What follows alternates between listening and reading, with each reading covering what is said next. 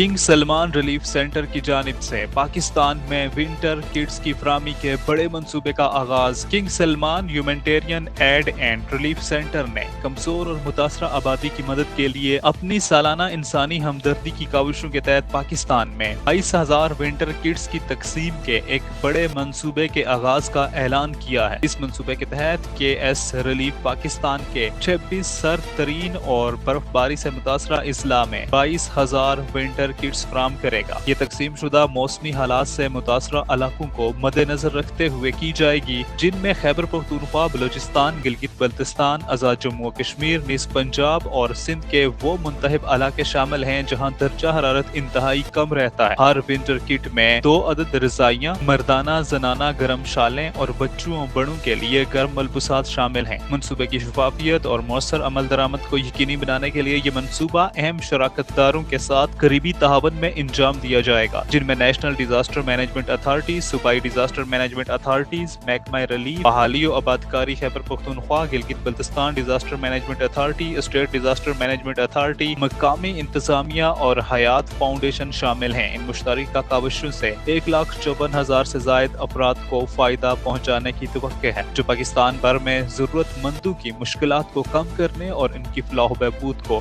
بہتر بنانے کے لیے کنگ سلمان سینٹر کے عزم کو اجاگر کرتی ہے۔